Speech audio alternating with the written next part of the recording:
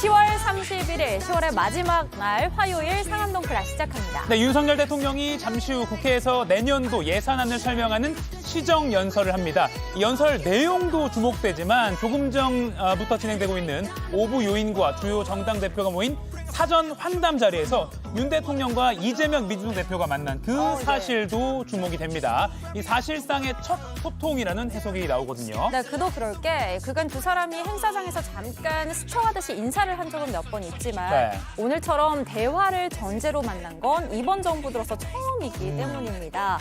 이 사전 환담 영상도 저희에게 들어와 있는데 어떤 대화가 오갔을지 잠시 후에 도시락 이슈에서 짚어보겠습니다. 네, 그러면 바로 이 시각 국회 본회의장으로 화면 좀 넘겨주시죠. 김진표 국회의장이 이제 윤석열 대통령의 입장을 알리면 의원들의 박수를 받으면서 윤 대통령이 연단으로 들어올 것으로 보입니다. 네, 이제 본회의 시작을 알렸습니다. 하도록 하겠습니다.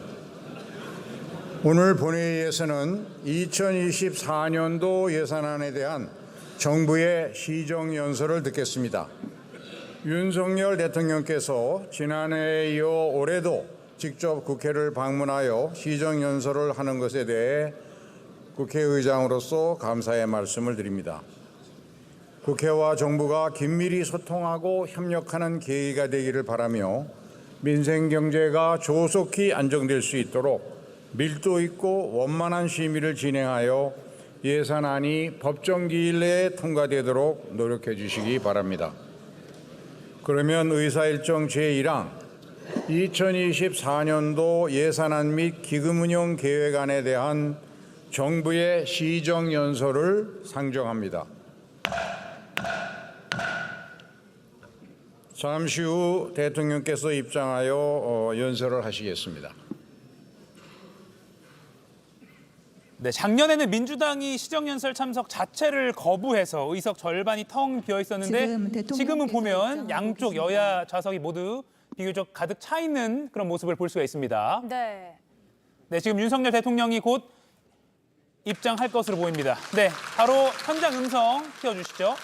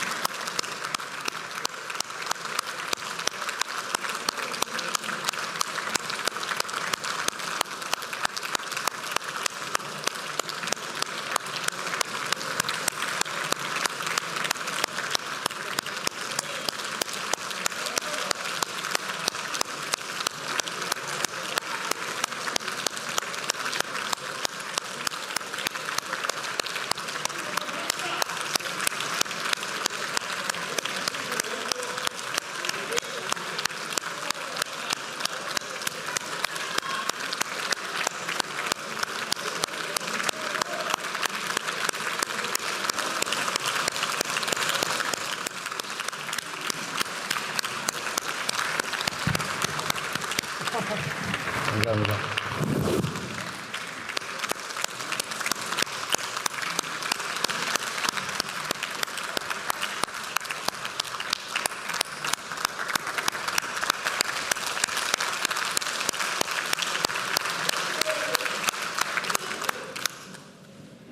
존경하는 국민 여러분, 민생과 국가 발전을 위해 애쓰시는 김진표 국회의장님, 김영주 정우택 부의장님, 또 함께해 주신 이재명 더불어민주당 대표님, 이정미 정의당 대표님, 김기현 국민의힘 대표님, 홍익표 민주당 원내대표님, 윤재옥 국민의힘 원내대표님, 그리고 여야 의원 여러분, 저는 오늘 정부의 국정 운영 방향과 이에 터잡은 내년도 정부 예산안을 국민과 국회에 설명드리고자 합니다.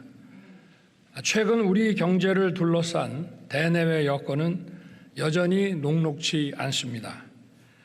국제적으로 고금리와 고물가 상황이 지속되는 가운데 글로벌 경제가 위축되고 있으며 올해 세계 교역은 유례를 찾기 힘든 0%대 증가율에 그칠 것으로 예상됩니다.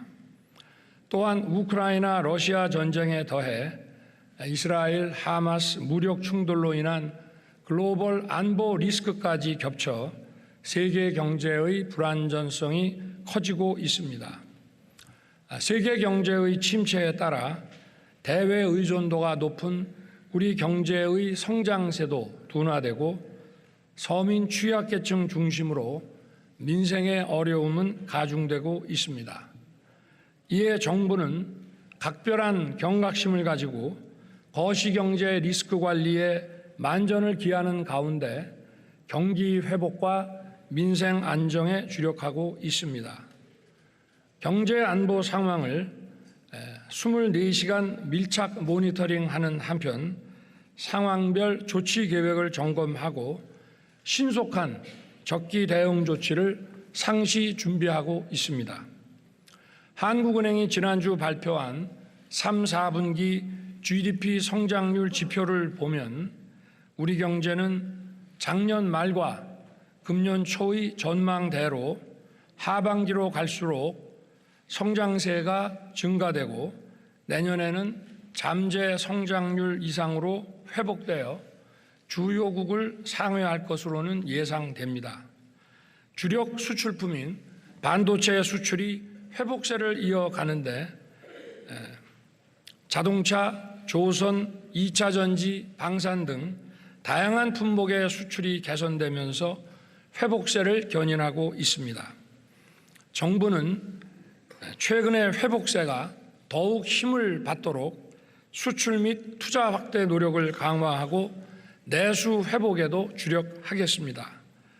그간 부진했던 경제 지표가 조금씩 나아지고는 있지만 민생의 어려움은 여전히 지속되고 있습니다.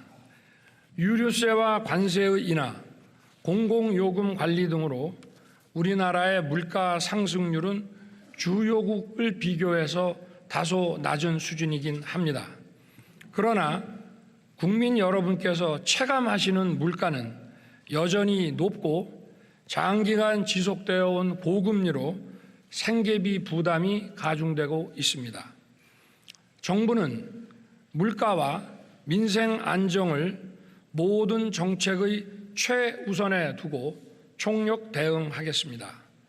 범정부 물가 안정 체계를 가동하여 장바구니 물가 관리에 주력하는 한편 취약계층의 주거, 교통, 통신 등 필수 생계비 부담을 경감하고 국민들이 체감할 수 있는 민생 안정 대책을 촘촘히 마련해 나아가겠습니다.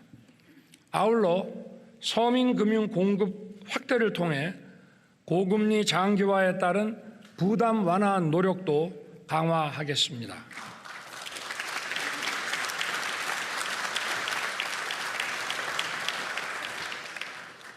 존경하는 의원 여러분, 정부는 지난 1년 6개월 동안 시장 중심으로의 경제 체질 개선과 재정의 지속 가능성을 염두에 두고 경제 정책을 펼쳐왔습니다. 아울러 첨단 산업 분야에서 글로벌 선도 국가로 도약하는 기반을 다져왔습니다. 세계 최대 시스템 반도체 클러스터 조성과 금융 세제 지원을 통해 반도체와 배터리 분야의 초격차 확보를 위해 힘써 왔으며 그 과정에서 보여준 국회의 관심과 협조에도 감사드립니다. 또한 복지 정책의 최우선을 약자 보호에 두고 어려운 분들에게 국가의 손길이 빠짐없이 닿을 수 있도록 노력하겠습니다. 저는 그것이 우리의 미래를 위한 것이라고 믿고 있습니다. 생명과 지역을 살리는 담대한 의료 개혁, 그리고 기회발전 특구와 교육자유 특구를 중심으로 어디서나 살기 좋은 지방시대 구현에도 노력해 왔습니다.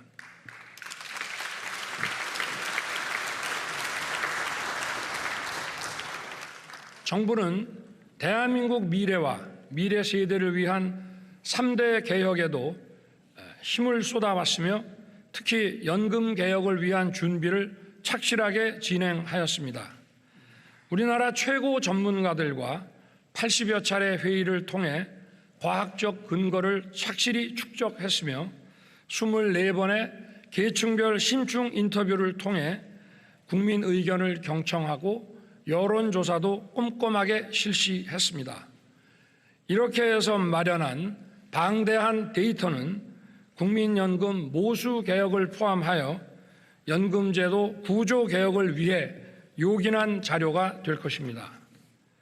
정부는 국회가 초당적 논의를 통해 연금 개혁 방안을 법률로 확정할 때까지 적극 참여하고 최선을 다해 지원하겠습니다.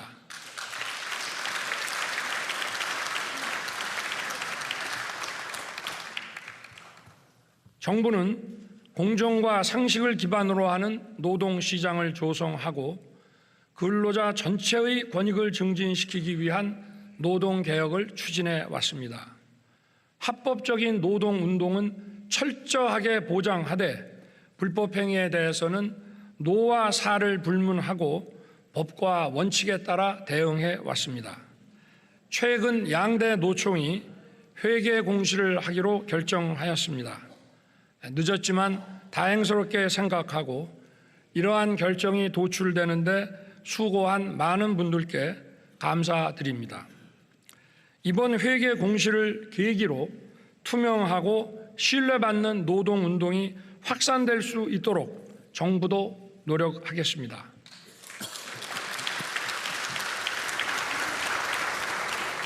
노사 모두 대한민국의 미래와 청년의 미래를 위한 노동개혁에 함께해 주실 것을 부탁드립니다.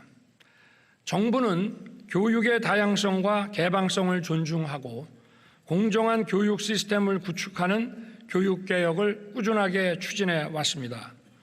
국제사회의 치열한 경쟁에 밀리지 않기 위해서는 다양성과 개방성에 기반한 인재 양성이 매우 중요합니다. 한편 수십 년간 공고하게 유지되어 온 사교육 카르텔을 근절하고 공정 입시를 실현하여 누구나 공평하게 꿈을 이룰 수 있는 교육 시스템으로 변화시켜가고 있습니다. 교권 확립을 위한 교권보호사법을 개정하여 학교 현장의 정상화를 위한 큰 걸음도 내디뎠습니다. 교권보호사법의 개정에 협조해 주신 국회에 다시 한번 감사드립니다.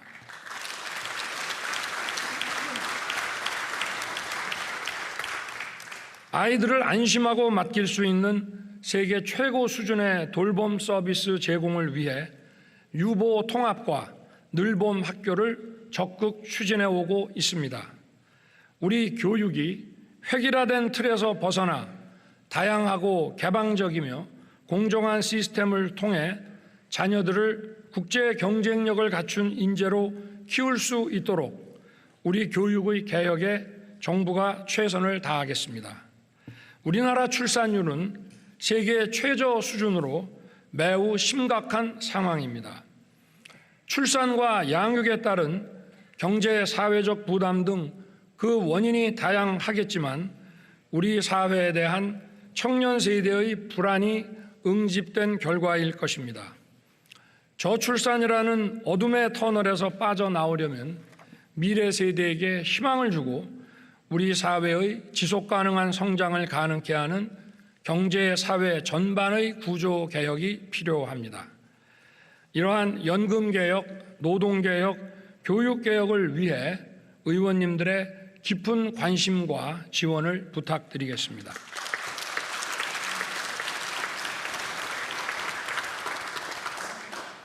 존경하는 국민 여러분, 그리고 의원 여러분, 튼튼한 안보는 경제의 초석입니다. 북한의 불법 도발에 강력히 대응하면서 핵미사일 위협에 대한 억지력을 강화하고 있습니다. 한미 핵협의 그룹을 가동하여 동맹의 확장 억제력 수준을 격상시켰습니다.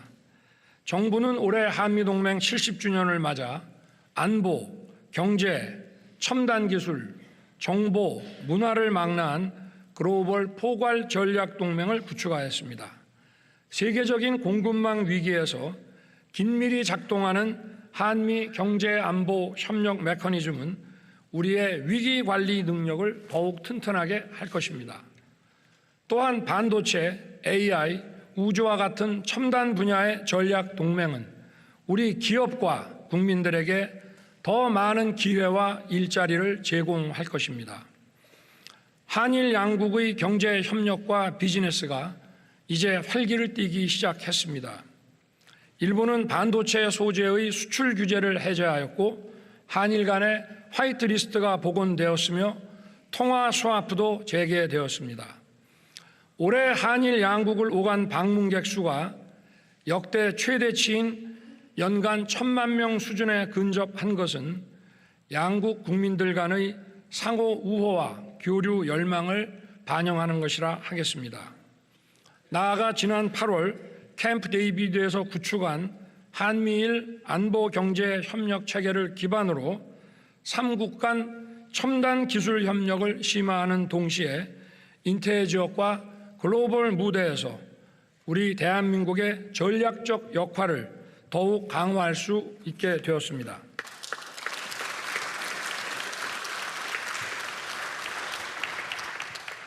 중국과는 지난해 11월과 올해 9월 각각 시진핑 국가주석과 리창 총리를 만나 자유무역과 다자주의에 대한 지지 입장을 서로 확인하였습니다. 올해 8월부터는 중국으로부터의 단체 관광이 재개되어 인적 교류가 활발해지고 있습니다. 정부는 중국과 호혜적 협력을 지속하면서 양국 기업과 국민들이 더 많은 교류의 기회와 혜택을 누릴 수 있게 할 것입니다. 저는 외교의 중심을 경제에 두고 우리 국민과 기업이 뛰는 곳이면 세계 어디든 달려가고자 합니다. 지난해에 이어 올해에도 UN 총회, 나토, G20, 아세안에 참석하여 세계 각국의 정상들과 다자 및 양자 회담을 하였고 미국, 일본, 베트남, 폴란드, 사우디, UAE, 카타르 등을 방문하여 양자 정상회담을 하였습니다. 취임 이후 1년 반 동안 93개국과 142회의 정상회담을 하였습니다.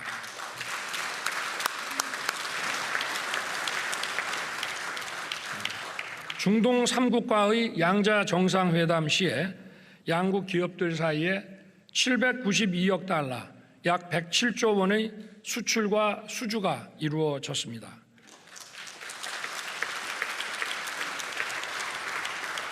(1970년대부터) 에너지와 건설 분야에서 일궈온 중동과의 협력 지평을 바이오, 의료, 스마트팜, 디지털, 원자력 그리고 방위 산업 분야까지 아우르는 미래 첨단 분야로 넓히기 위해 정부 간 전략적 협력을 강화해 나갈 것입니다.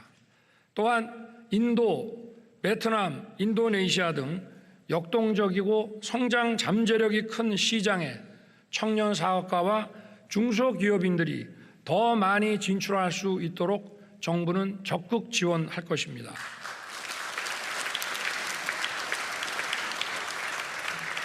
존경하는 의원 여러분, 우리 정부의 재정 운영 기조는 건전 재정입니다. 건전 재정은 단순히 지출을 줄이는 것만이 아니고 국민의 혈세를 낭비 없이 적재적소에 효율적으로 쓰는 것입니다.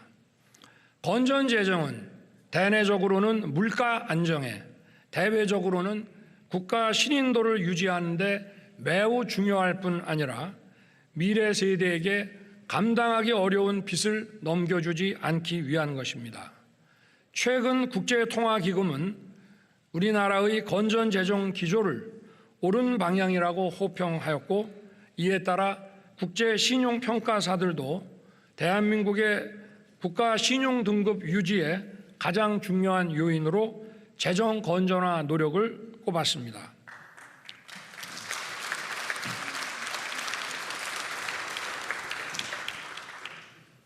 (2024년) 내년 총 지출은 2005년 이후 가장 낮은 수준인 2.8% 증가하도록 편성하여 건정 재정 기조를 유지하였습니다. 정부는 내년도 예산안 편성 과정에서 총 23조 원 규모의 지출을 구조 조정하였습니다. 모든 재정 사업을 제로 베이스에서 검토하여 예산 항목의 목적과 취지에 맞지 않는 지출, 불급하거나 부정 지출이 확인된 부분을 꼼꼼하게 찾아내서 지출 조정을 하였습니다. 이를 통해 마련된 재원은 국방, 법치, 교육, 보건 등 국가 본질 기능의 강화와 약자 보호, 그리고 미래 성장 동력 확보에 더 투입하겠습니다. 경제가 어려울 때일수록 어려움을 더 크게 겪는 서민과 취약계층, 사회적 약자를 더욱 두텁게 지원하겠습니다.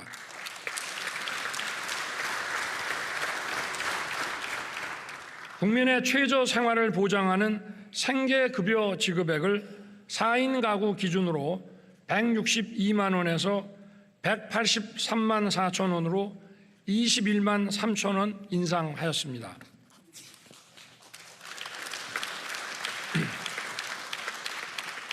장애 정도가 심한 발달 장애인에게 1:1 전담 서비스를 제공하고 가족 돌봄이 불가능한 경우에 제공하는 개별 돌봄 시범 서비스를 전국에 확대하여 24시간 지원 체제로 만들어 장애인 가족의 어려움을 덜어드리겠습니다. 자립준비 청년에게 지급하는 수당은 매월 10만 원씩 25%를 인상하고 기초와 차상위의 모든 가구 청년들에게 대학 등록금 전액을 지원하겠습니다.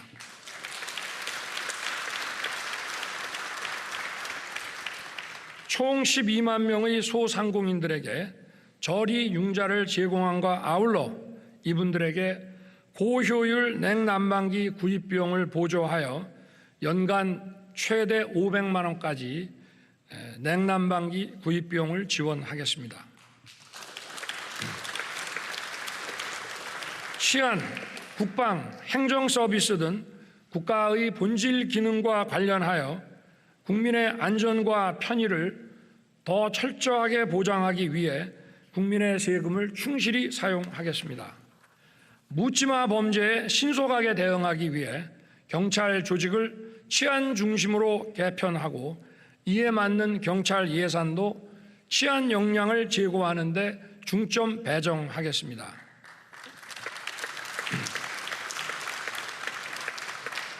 홍수 피해로부터 국민의 안전을 지키기 위해 하천 준설과 정비를 다시 본격 추진하고 전국 하천의 홍수 조기 경보망을 확대하겠습니다.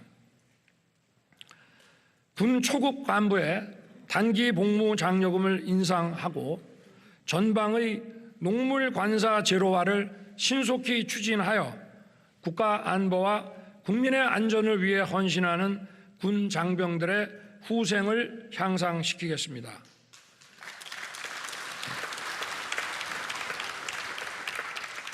병 봉급은 내년도에 35만 원을 인상하여 2025년까지 병 봉급 205만 원 달성을 차질 없이 추진하겠습니다.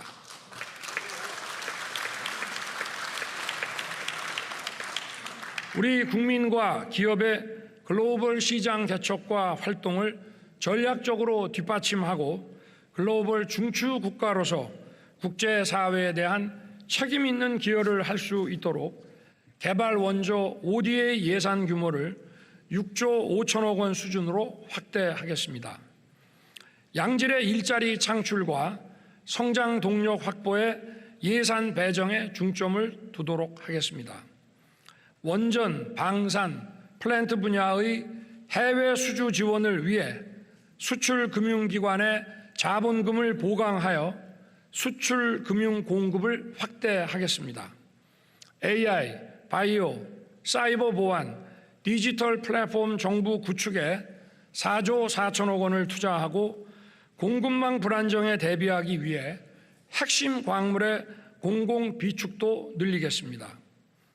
출산 양육에 대한 부담을 줄이기 위해 부모 급여를 인상하고 출산 가구에 공공분양주택과 임대주택을 우선 배정하겠습니다.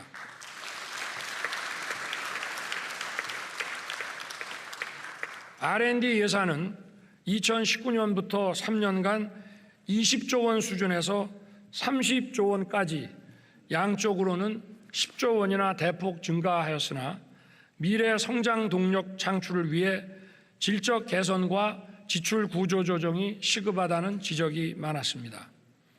국가 R&D 예산은 민간과 시장에서 연구개발 투자를 하기 어려운 기초 원천 기술과 차세대 기술 역량을 키우는 데 써야 하는 것입니다.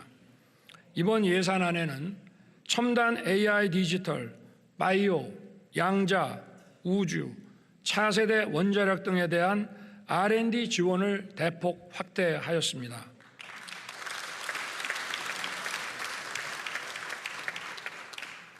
원천 기술 및 차세대 기술 경쟁을 선도하는 데 필요한 우리 인재들의 글로벌 공동 연구에도 지원하고자 합니다. 원천 기술, 차세대 기술, 최첨단 선도 분야에 대한 국가 재정 R&D는 앞으로도 계속 발굴 확대하여 미래 성장 동력을 이끌겠습니다.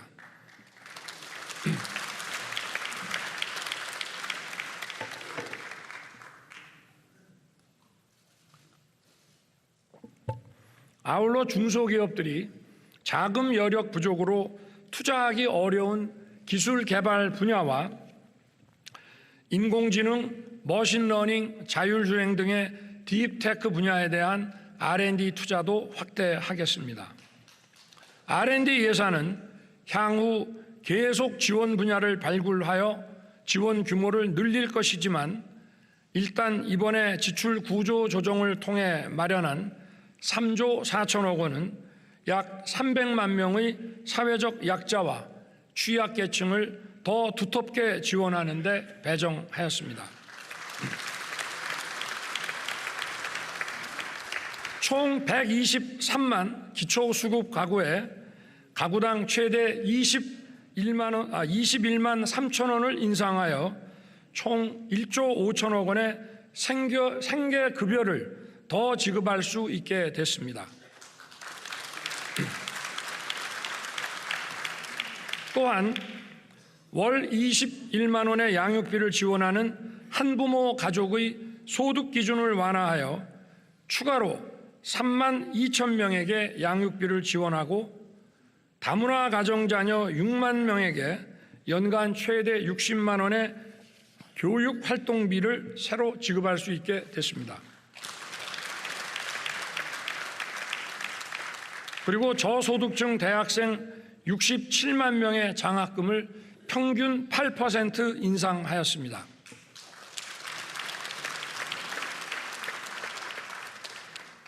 최근 국가재정 R&D의 지출 조정 과정에서 제기되는 고용 불안 등의 우려에 대해서는 정부가 세심하고 꼼꼼하게 챙기고 보완책도 마련하겠습니다.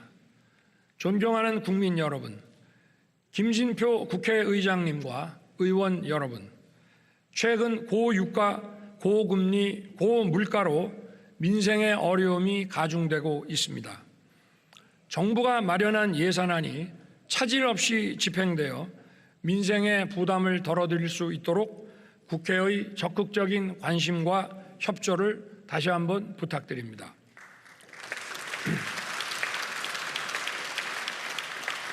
(170만) 명의 기초수급자의 생계급여 인상분과 100만 명 대학생과 청년의 국가장학금 인상분 등이 제대로 집행될 수 있도록 각별한 배려를 당부드립니다.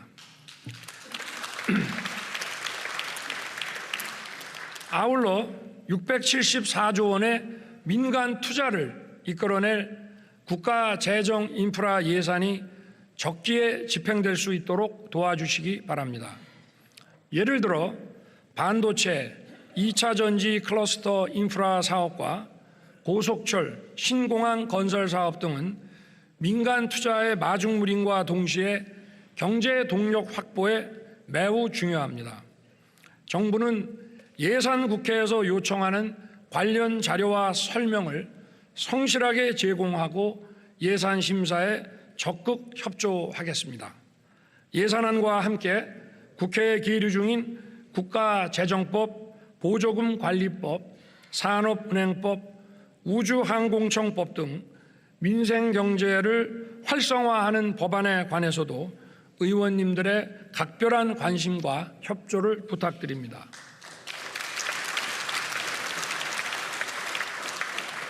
존경하는 의원 여러분, 지금 우리가 처한 글로벌 경제 불안과 안보 위협은 우리에게 거국적 초당적 협력을 요구하고 있습니다.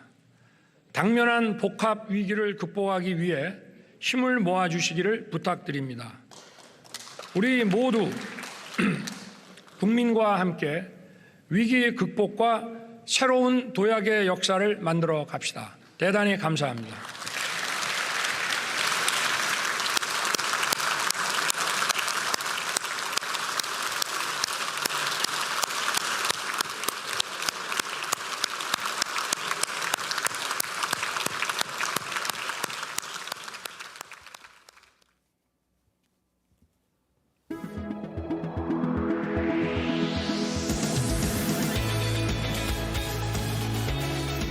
네, 지금까지 국회에서 진행된 윤석열 대통령의 내년도 예산안 시정연설 실시간으로 함께 보셨습니다. 27분 한 20초 정도 연설했네요. 자, 생방송 상암로 클래스 유튜브나 네이버에서도 실시간으로 함께 보실 수 있습니다. 자, 그럼 준비된 코너로 이어가죠. 네. 도시락 이슈 이재승 기자, 김태인 기자 나왔습니다. 안녕하세요. 네, 안녕하세요. 안녕하세요. 네. 오늘도 꼭 알아야 할 소식들 알기 쉽게 전해드린 도시락 이슈. 이재승 기자 첫 번째, 바로 이제 오늘 아침에 국회 표정부터 짚어보죠. 네. 네. 자, 사실상 첫 만남으로 키워드 뽑아봤습니다. 자, 국회를 찾은 윤석열 대통령과 이재명 더불어민주당 대표가 만났습니다.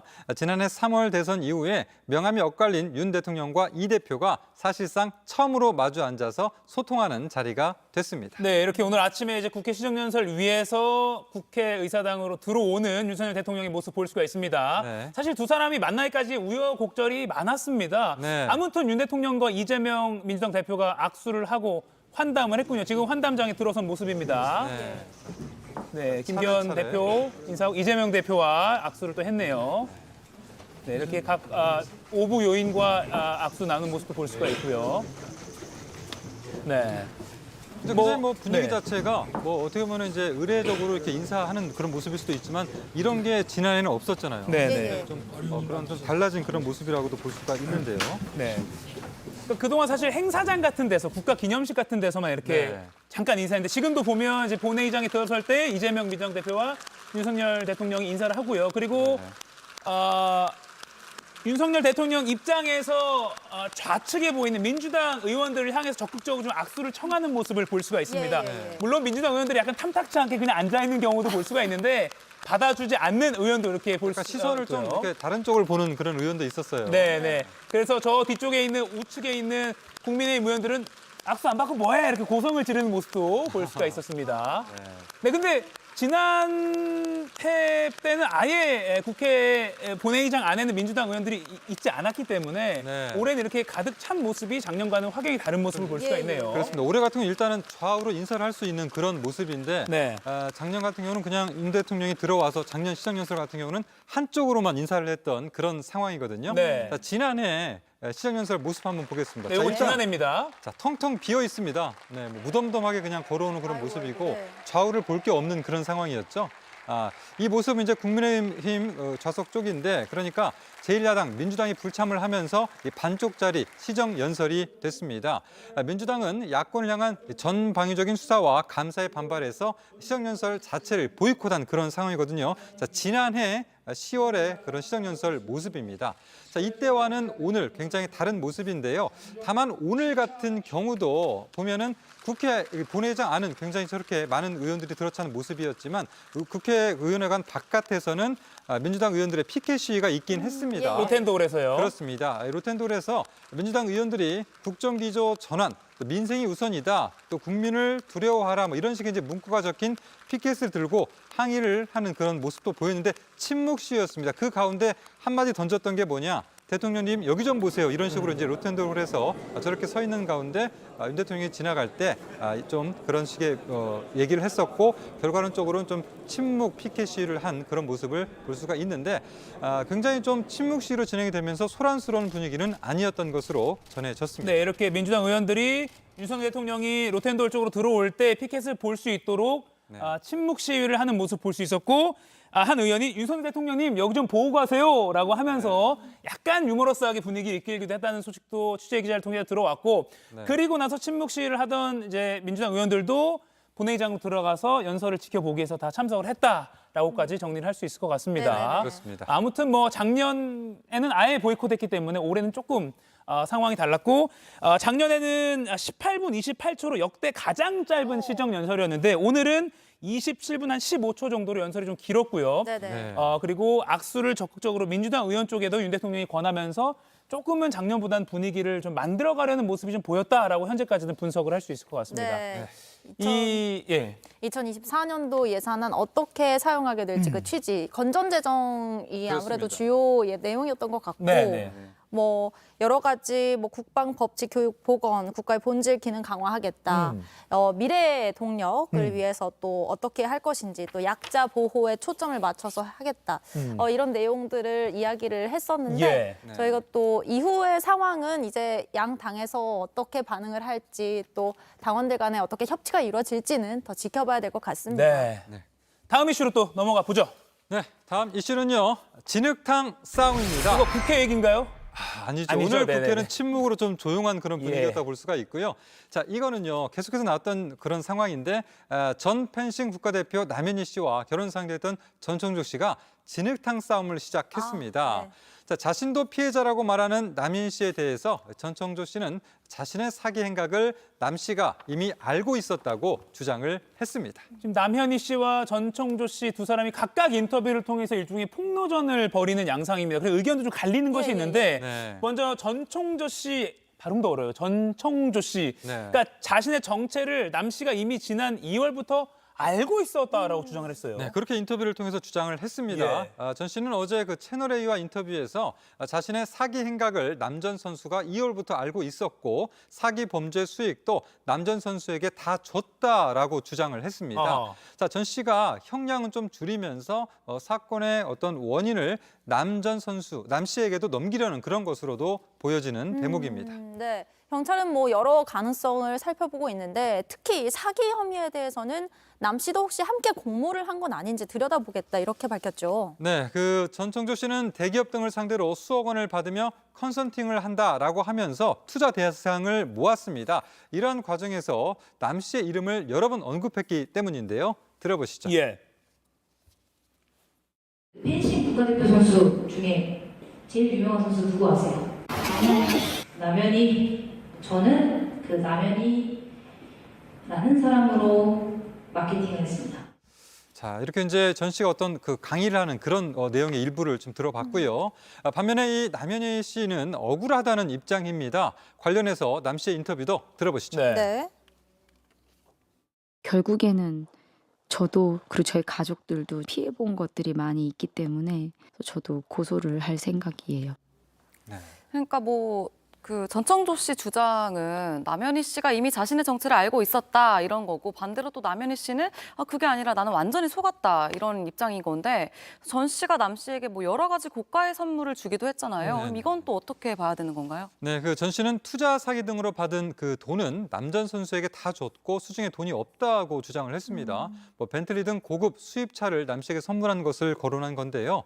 반면 남 씨는 이 고가의 선물은 전 씨가 받으라고 해서 그러니까 줬기 때문에 받은 것이라면서 다시 돌려주겠다라는 입장으로 전해졌습니다. 네. 그리고 전창조 씨의 또 주장에 따르면 자신에게 성전환 수술하라고 권유한 게 남현희 씨다. 남현희 씨가 이렇게 뭐 가슴 절제 수술을 하라고 권유했다. 이런 주장도 했죠. 그렇습니다. 그 전 씨는 이제 지난 7월 남 씨가 자신에게 네가 여성인 것을 다른 사람들에게 들킬 것 같다 하면서 가슴 절제 수술을 하라라고 권했다. 이렇게도 주장을 했거든요. 예. 자, 전 씨의 주장을 요약하면 자신을 둘러싼 의혹 상당수는 남현희 씨에게도 책임이 있다라고 주장하는 것입니다. 하지만 남 씨는 전 씨가 성별과 관련해 자신에게 제대로 설명해주지 않았고 또 전 씨에게 상처를 주는 것 같아 구체적인 확인을 못했다는 입장입니다. 아하. 네, 그리고 또 하나 궁금한 게 이제 전 씨가 그동안 이제 벌여온 그런 사기의 그런 과정에서 네. 바람잡이 역할을 했던 그 네. 경비나 경호원이 있었잖아요. 네네. 그 사람들은 어떻게 될까요? 약간 고용된 사람들도 예, 있었잖아요. 예, 예. 네네. 네. 자, 앞서 그 전 씨는 기자 역할이나 엄마 역할 아르바이트생들, 그러니까 이제 일시적으로 잠시 아르바이트를 했던 그런 분들이 있고 또 경호원 이런 분들을 고용을 했습니다. 전 씨는 피해자들에게 경호원들을 계좌로 입금할 것을 유도했기 때문에 이 경호원들도 공범 가담 의혹도 좀 있는 것 아니냐 이런 의혹도 좀 받고 있거든요. 네. 자, 그런 상황 속에서 이들 그 바람잡이 역할에 대해서 단순 업무를 했을 뿐이지만 이들이 사기 의도를 알고 있었거나 또 피해를 예측할 수 있었다라면은 함께 공범으로 처벌될 가능성도 있습니다. 네, 우선은 뭐 사기 행각에 대한 진상 규명, 또 처벌이 분명히 있어야겠고요. 피해자들에 대한 구제도 앞으로 이제 어떻게 도움을 주고 어떻게 구제할지 관심을 갖고 지켜봐야 되는 대목인 것 같습니다. 네, 다음 이슈도 전해주시죠. 네, 다음은요. 전학 오면 월 320만 원입니다. 어디입니까? 자, 전남 신안군이 홍도 분교에 전학을 온 세대에게는 매월 320만 원을 주기로 했습니다. 어허. 자, 폐교 위기에 놓인 홍도 분교를 살리기 위한 대책인데 문의가 많이 늘었다라고 합니다. 자, 저게 바로 홍도 분교의 모습입니다. 네. 깔끔하게 정리된 그 운동장의 모습, 축구장의 모습이 보이고요. 또 서울에서는 이 한강뷰가 인기라고 하는데 이곳 홍도에서는 학교 어디에서든 바다가 보이는 바다뷰가 아주 매력적인 그런 부분입니다. 저 환경이 정말 서울에서는 정말 찾아보기 힘든 환경을 다 갖추고 있는데 예. 홍도하면 워낙 자연경관이 아름다운 곳으로 유명하잖아요. 저렇게 예쁘게 자리 잡은 학교가 지금 사라질 위기에 있는 거죠. 네, 그 홍도는 인구 500여 명으로 섬 전체가 천연 보호구역입니다. 천연 기념물 170호로 지정이 됐습니다. 1949년 개교한 흑산초 홍도 분교는 개교 74년 만에 전교생이 6학년 학생 3명만 남아서 내년이면 학교가 사라질 위기입니다. 아이고, 그 이후에 학년들이 이제 남아있지 않네요. 그렇게 예쁜 학교가. 네. 결국 신안군이 홍도 분교를 살리기 위해서 내놓은 대책이 이제 전학 온 세대에게 320만 원을 준다고 한 건데 이걸 네. 뭐 현금으로 주는 건가요? 뭐 어떻게 한 거예요? 자, 그냥 무작정 주는 건 아니고요. 네네네. 현금으로 주는 건 아니고 홍도 분교에 입학하거나 전학하는 학생 부모에 대해서 숙소 그리고 매월 320만 원 상당의 일자리를 제공한다는 일자리를. 겁니다. 네. 신안군은 우선 시범적으로 네 세대를 모집할 계획이고요. 주거 지역도 조성하고 있습니다. 선발 기준은 초동생 학생이 많은 가정이 우선이고요. 또 같은 조건이면 저학년생 학생이 많은 가정을 우선적으로 배정한다고 합니다. 요새 일부러라도 이제 도심을 떠나서 이게 공기 좋은 시골로 가는 경우가 많은데 요거 좀 네. 관심 갖는 분들 많을 것 같습니다. 예, 이재승 예. 기자 잘 들었고요. 이어서 지금 이 시각 모바일에서 가장 화제가 되고 있는 소식 정리해드리겠습니다. 김태일 기자 전해주세요. 네, 상크리 뽑은 광크리 뉴스입니다. 과연 지금 이 시각 누리꾼들은 어떤 소식에 관심을 갖고 있는지 하나씩 살펴보겠습니다. 네. 첫 번째로요. 전청조 소동 속 대박난 돈가스집입니다. 예. 인천 강화도의 한 돈가스집 앞입니다. 소셜미디어에 올라온 한 사진인데요. 대기 손님들이 꽤 많은 모습을 볼 수가 있습니다. 그 앞서 전해드린 남현희 씨와 전청조 씨, 바로 그 스캔들의 여파 중 하나인데요.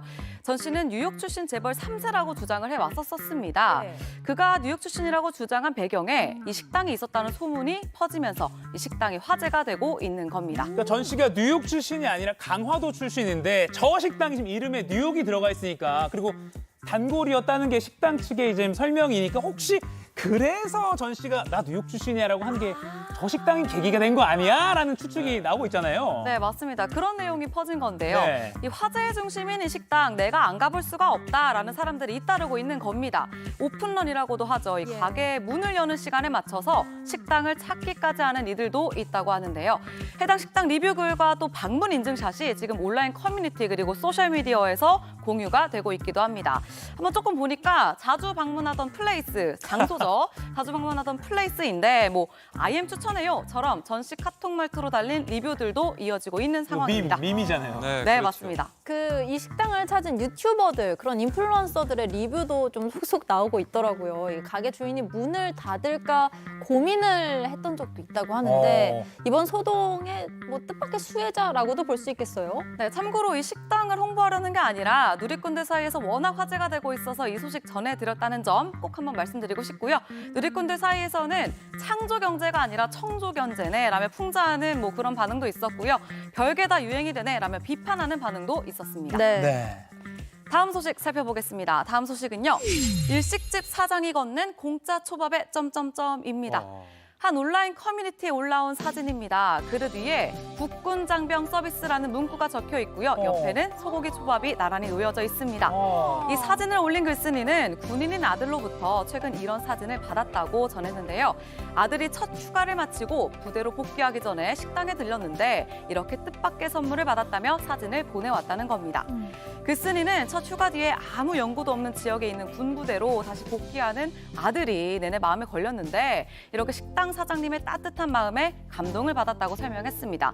또 태어나서 처음 가본 지역에서 첫 휴가를 한 다음에 복귀를 하던 이 아들이 좀 걱정이 많았는데 이런 가부는 대접을 해주셔서 감사하다라는 인사도 전했습니다. 네, 일단은 뭐랄까요. 이병 때 다시 그 휴가 나왔다 들어갈 때 그 느낌 굉장히 힘들 텐데 굉장히 훈훈하게 이렇게 해줬다는 생각도 들고요. 또 최근에 서울의 한 카페에서도 나라를 지켜주셔서 감사합니다라는 이 문구가 적힌 음료 받았던 군인의 어떤 사연도 있었잖아요. 그렇죠. 이렇게 국군 장병에 감사를 전하는 훈훈한 소식들이 잇따르니까 참 좋습니다. 네, 맞습니다. 또 이번 소식을 접한 누리꾼들도 군인 아들에게 좋은 추억을 준 초밥집 사장님 대박 나세요. 훈훈한 소식에 미소가 지어진다 등의 반응을 보이기도 했습니다. 저 빨간 소스로 하트 그린 거 왜 말 안 해주세요? 저 하트까지 있었습니다, 네, 여러분. 너무 귀엽습니다. 네. 케첩으로 추정됩니다. 네. 마지막 소식 살펴보겠습니다. 마지막 소식은요. 변기에 앉아 휴대전화 툭 술집 화장실에서 불법 촬영입니다. 최근 한 온라인 커뮤니티에 광안리 몰래카메라 피해자입니다라는 글이 올라왔습니다. 지금 이 글인데요. 글쓴이는 지난 23일에 친구와 부산 광안리의 한 술집을 방문을 했다고 합니다. 가게 안에 있는 화장실 변기에 앉았는데 물건이 툭 하고 떨어졌다고 해요. 그래서 뭔가 하고 뒤를 돌아보니까 카메라 동영상이 켜져 있는 휴대전화 한 대를 발견했다고 합니다. 그러니까 술집 화장실을 이용하고 있는데 뭐가 떨어져서 보니까 동영상이 찍히고 있는 휴대전화였다는 거죠? 네, 맞습니다. 또 확인을 해보니까 휴대전화 안에 영상이 있었는데 그 영상에 가게 사장으로 추정되는 남성이 카메라를 설치하는 모습이 담겨 있었다고도 합니다. 글쓴이는 곧바로 경찰에 신고를 했고요. 동영상에서 자신의 신체 일부가 나오는 모습도 확인했다고 설명을 했습니다. 진짜 너무 큰 충격을 받았을 것 같은데요. 가게 주인은 이와 관련해서 경찰 조사를 받고 있는 것으로 전해졌습니다. 누리꾼들은 경찰 조사가 철저하게 이뤄지길 바란다면서 분노했습니다. 오늘 준비한 소식은 여기까지입니다. 이 광클리 뉴스는 여러분들의 사연과 소식을 기다립니다. 지금 나가고 있는 전화번호, 이메일 주소 등으로 편하게 연락 주시기 바랍니다. 지금까지 상클이 뽑은 광클리 뉴스였습니다. 지구촌에서 화제가 된 소식들 알아보는 월드클래스입니다. 혼란스러운 세상엔 영웅이 필요한 법. 거미줄을 쏘며 악당을 처치하는 영화 속 영웅 스파이더맨이 현실에 나타났습니다. 그런데 좀 많다고 하네요. 이 정도면 악의 무리가 거의 남아나질 않겠어요. 세상에 스파이더맨이란 스파이더맨은 여기 다 모인 것 같습니다. 아르헨티나의 수도 부에노스아이레스에서 열린 스파이더맨 행사 현장입니다. 남녀노소 할 것 없이 특유의 쫄쫄이 복장을 하고 나타나 거미줄을 쏘는 특유의 자세도 잊지 않고 취하는데요. 한자리에 이렇게 많은 스파이더맨이 모인 이유, 바로 아르헨티나의 한 인플루언서가 앞서 지난 6월 말레이시아에서 세운 세계 기록을 깨보자며 새롭게 자리를 마련했기 때문입니다. 당시 말레이시아에선 685명이 스파이더맨 복장을 하고 모였는데 이날 아르헨티나에 등장한 스파이더맨은 무려 1000명이 넘는다고 해요. 이 기록으로 세계 기네스북 인증도 신청할 거라고 합니다. 체코 프라하에서 건국일 기념 행사가 열렸습니다. 엄숙한 분위기 속에 페트르 파벨 체코 대통령이 등장했는데요.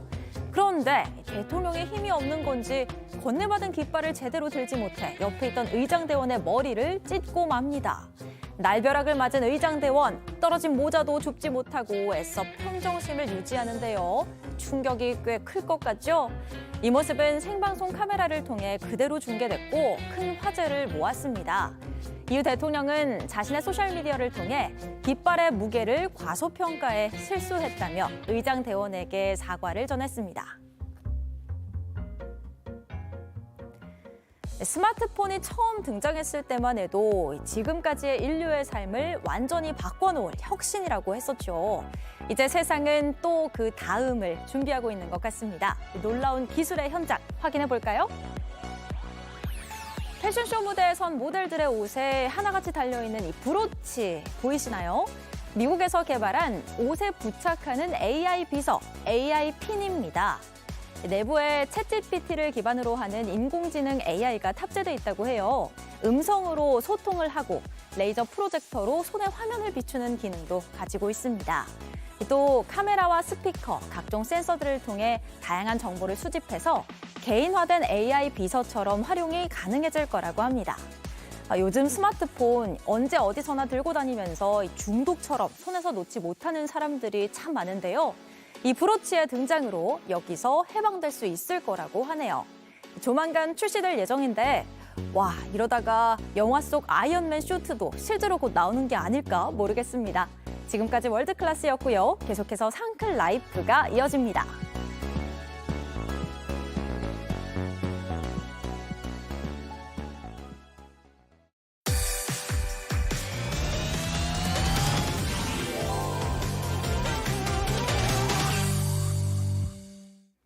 네, 윤 대통령의 내년도 예산안 시정연설 관계로 오늘 머니클래스 그리고 많은 분들이 기다리시는 퀴즈는 하루 쉬어갑니다. 네, 아쉽지만 상클 라이프로 이어가겠습니다. 네. 매주 화요일은 상클 상담소 시간이죠. 일상에서 벌어지는 갈등, 분쟁, 다양한 고민거리에 대해서 속 시원하게 얘기해보고 법률적인 해결책 함께 찾아보겠습니다. 네, 오늘은 상클 상담소의 상속 법률 전문가 정인국 변호사와 함께하겠습니다. 안녕하세요. 네, 안녕하세요. 네, 오늘 또 바로 고민 사연 들려드릴 텐데요. 지금부터 들려드리는 내용은 실제 사례를 각색한 내용이라는 점 알려드립니다. 제가 아들 하나, 딸 하나를 둔 70대 이제 상담자고요.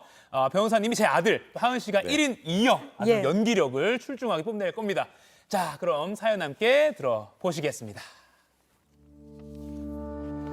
아내와 사별하고 저 혼자 살고 있는 집에 결혼한 아들놈이 찾아왔습니다. 아들은 제 소유의 건물을 관리하고 있는데 평소 건물 관련 일이 아니면 집에는 잘 오지도 않던 녀석입니다. 그런데 이번엔 며칠이 지나도 돌아갈 생각을 않더라고요. 뭔 일인지 물어도 대답을 하지 않길래 답답한 마음에 며느리에게 전화를 했습니다. 아니 얘야, 너네 무슨 일 있냐? 아니 싸웠냐? 얘 왜 집에 안 가냐? 아버님, 저희 헤어지기로 했습니다. 에? 그게 뭔 소리야, 헤어진다니. 뭐 이혼이라도 하겠다는 거야? 네, 아버님. 저희 이미 서류 정리까지 다 끝냈어요. 그 사람 짐은 제가 대신 정리해서 집으로 보내겠습니다. 자세한 얘기는 그이한테 들으세요. 이만 끊을게요. 매정하게 잘 사는 줄 알았던 아들 녀석이 이혼을 하고 제 집으로 그냥 들어온 겁니다. 아들 녀석에게 왜 이혼했냐고 몇 번이고 물어봤지만 대답하지 않더라고요. 그렇게 몇 달을 두고 봤는데 아들 녀석이 상심했는지 일도 영 안 하고 건물 관리가 통 안 되는 겁니다. 월세도 제대로 들어오지 않아서 제가 직접 상가에 찾아갔죠. 사장님, 무슨 일이세요? 오늘 식사하러 오신 거예요? 아니, 우리 아들이 요즘 정신이 없어서 못 챙겼나 본데 지금 월세가 몇 달째 제대로 안 들어오고 있더라고. 어떻게 된 거야? 아니, 사장님 무슨 소리 하시는 거예요? 매번 날짜 맞춰서 꼬박꼬박 입금하고 있는데요. 상가에 있는 다른 가게에 물어봐도 마찬가지였습니다. 모두 월세를 제때 다 내고 있다는 거예요. 이게 무슨 일인가 싶어서 급히 집으로 돌아가는 길에 사부인, 그러니까 며느리의 어머니를 만났습니다. 안부를 묻는 제게 사부인이 황당한 소리를 하더라고요. 아들놈이랑 며느리가 갈라선 이유가 아들의 도박 때문이었다는 겁니다. 도박 빚 때문에 아들네 집도 다 넘어갔고요. 깜짝 놀라서 집으로 달려갔습니다. 야, 너 일로 와봐. 너 나와봐. 아버지 또 왜 그러세요? 너 도박 때문에 이혼한 거야? 아이고 아버지 그건 어디서 들으셨대요? 진짜? 너 진짜 도박 때문이야? 아니 건물 월세 들어오는 것들도 왜 이렇게 비나했더니 너 이 자식 월세 받은 것도 다 도박에 쓴 거야? 그동안 계속 이랬어? 아버지 그게 아니라 내가 도둑놈을 키웠네, 도둑놈을. 아버지 내가 왜 도둑놈이에요? 막말로 아버지 돌아가시면 그 재산 다 누나랑 제 거 아닙니까? 내 돈 내가 미리 갖다 쓴 건데 뭐가 그렇게 큰 잘못인데고요? 뭐 이 자식 목소리 톤도 태평하게 하고 너 같은 놈한테는 한 푼도 안 줄 거니까 당장 이 집에서 나가! 도박비 때문에 이혼까지 한 망나니 아들. 제가 죽으면 있는 재산 다 말아먹을 것 같습니다. 아들한테 유산 한 푼도 안 줄 수는 없을까요? 도와주세요, 정인국 변호사님. 네, 제가 도와드리겠습니다. 네, 예. 좀 아들 연기가 조금 실망스러웠던 것 같습니다, 변호사님. 네, 근데 아주 불효의 종합 세트인 것 같아요, 이 아들이. 네, 맞습니다. 네. 이게 뭐 정말 뭐 제 아들이라도 이렇게 하면 제가 좀 눈앞이 깜깜할 것 같습니다. 네. 이게 뭐 아주 어렵게 얻은 자식이다 보니까요. 너무 오냐오냐 키운 것 같아요. 근데 보니까 도박하다 이혼도 당하고 그리고 아버지 재산까지 손대고 있으니까 아버지 입장에서 억장이 무너지죠. 그 아들이 이 모양인데 또 아버지는 또 건강이 안 좋아요. 그러다 보니까 지금 잠도 제대로 못 잘 정도로 고민이 많다고 그러십니다. 와, 근데 제가 아버지면 뭐 유산이고 뭐고 뭐 아무것도 남겨주고 싶지가 않을 것 같아요. 예, 그럴 것 같습니다. 지금 이 사안에서요. 뭐 아버지 재산이 한 30억 정도 되거든요. 그러니까 임대 수입 나오는 상가 건물 한 채 있고 그 아파트 한 채 있고 그래가지고 30억 되는데요. 예. 만약 이대로 아버지가 돌아가시게 되면은 유산을 받은 아들이 또 도박해가지고 전 재산을 다 탕진할 게 뻔하잖아요. 그렇죠. 근데 그런데 또 딸은 좀 똑똑해요. 그래서 차라리 딸한테 모든 재산을 몰아주고 그럼 딸이 재산 관리를 하겠죠. 예. 그리고 아들한테 생계 유지에 필요한 어느 정도 지원을 해줄 것 같아요. 그래서 아들은 제외하고 딸한테만 상속을 해줘야 되겠다. 이렇게 생각하고 지금 방법을 생각하고 계신 겁니다. 아, 그렇죠. 그러니까 이 도박빚에 시달리는 그 남자의 누나가 있는 거죠, 지금. 그럼 법률적으로 따져보겠습니다. 그러니까 첫째 딸 하나가 있고 둘째 지금 도박에 빠진 아들 하나가 있는 이 상담자입니다. 근데 네. 원하는 대로 만약 딸에게만 상속하면 그 망나니 아들이 가만히 있지 네. 않을 것 같아요. 그렇게 뭐 오. 법적으로 싸움하고 막 누나랑 싸우고 막 그래서 막 다 막 좀 뺏어가려고 할 것 같고 딸한테만 부담을 줄 것 같거든요. 예, 그렇습니다. 맞습니다. 그 유류분 반환 청구라는 게 있죠. 네네. 그 돌아가신 분이 상속분을 어느 한 자녀에게만 몰아주게 되면요. 나머지 상속인들이 그 자신들의 법적 상속분의 일정 부분에 대해서 반환을 청구할 수 있는 권리고요. 예. 그래서 이 사건에서 상담자가 딸에게만 상속하겠다고 유언을 남겨도 네. 아들이 가만히 있을 리가 없죠. 나중에 유류분 반환 청구를 하게 되면은 결국 남매 사이의 사이만 더 나빠지겠죠. 그러면은 차라리 돌아가시기 전에, 그러니까 고인이 되기 전에 딸한테 미리 증여를 하는 건 어때요? 예, 그런 걸 생존 증여라고 하는데요. 역시 마찬가지입니다. 그 유류분 반환 청구 계산할 때는 그 생전에 받은 것도 다 합쳐가지고 계산을 하거든요. 어허.